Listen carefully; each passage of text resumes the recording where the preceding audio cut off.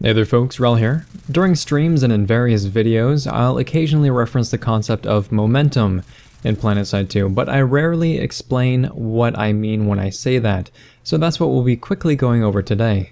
The context for the word momentum here is basically just creating positional advantages by shortening the travel time to your objective. There are probably better ways to phrase that, but it's the simplest definition that I can think of, and it's also one of the most important concepts to understand in the entire game. Outside of sheer numbers, travel time, time between respawns, basically downtime in general, is what wins or loses bases, and being able to minimize that downtime is what creates positive momentum. In this clip, the example is pretty simple. You'll see me pull a Sunderer, and then I'm going to park it pretty close to where enemies are spawning from. And as you're watching this, keep a close eye on the minimap, and you'll kind of understand why this is so important.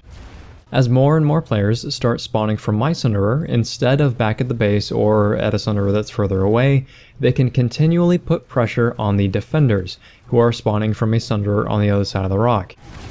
Now when defenders are pressured like this, that means that they have to deal with what's in front of them, instead of what's coming toward them, which allows other units to eventually flank instead of getting picked apart from range. Because think about it like this. When you walk across an open field, your enemies can kill you before you even get close to them, which effectively wastes all of the time that you spent walking, right? Each time you die, if you don't get picked right back up, the enemy just hit the reset button on you for the amount of time that it takes you to come back and start being useful again. So what good is a 60% pop advantage if only half of those forces are actively engaged?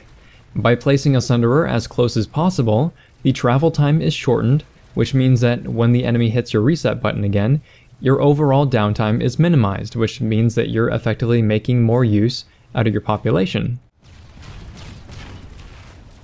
After we end up rolling over the defenders here, I move the Sunderer up, and then I deploy it again.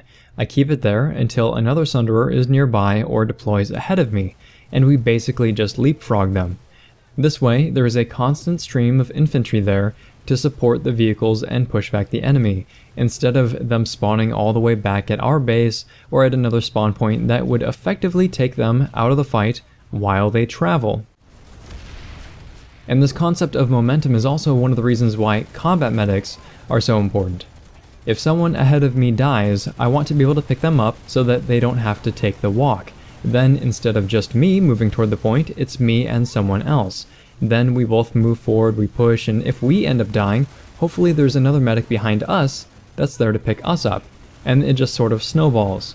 That progress is very, very important, and it's also one of the reasons why you shouldn't be sitting behind cover, plinking away at enemies non-stop.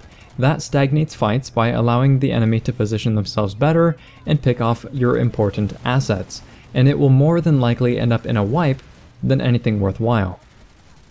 If some of the long-time veterans remember the old crown fights from 2 years ago, some of the best ways to take over the crown was to bring in a Sunderer convoy, just 10 or 20 Sunderers all in a line right up the hill and into the garage. Even if the majority of you die to mines, turrets, whatever else, being able to bring up just even one Sunderer up top, you deploy it, it's basically like opening the floodgates for your infantry to make their way into the base. And let's say that it's not even Sunderers at all, but main battle tanks or lightnings. If you push all the way up to the crown, then you had the upper hand because enemies now had to deal with you instead of dealing with all of your allies who are at the bottom of the hill, your allies at range. This in turn allows them to move up with less of them getting picked off. Range in PlanetSide 2 is the ultimate killer for a faction trying to siege a base. The more range you let the defenders have on you, the more free damage that they get. And this is also something that armor convoys tend to fall to. Let's say that you're pushing up from Howling Pass with a bunch of tanks. You should not stop. You need to keep moving, or else the AV maxes and the AV turrets are just going to pick you off as they sit on top of the cliff, and there won't be much you can do about it. Even if the render distance was clear as day, you could see everything from everywhere, it really wouldn't matter because you wouldn't be able to kill people fast enough. Your vehicles would each get nuked one at a time just from the burst damage alone, and what could have been a really nice offensive just dissolves into free certs. But that's it. Very easy concept to wrap your head around, but it's also very, very powerful, and it's oftentimes neglected. If this video has been interesting, helpful, or entertaining, please feel free to like, subscribe, tell your friends about the channel, and if you have any really good examples of momentum, feel free to share those thoughts in the comment section down below. Thanks very much, folks. Wrel signing off.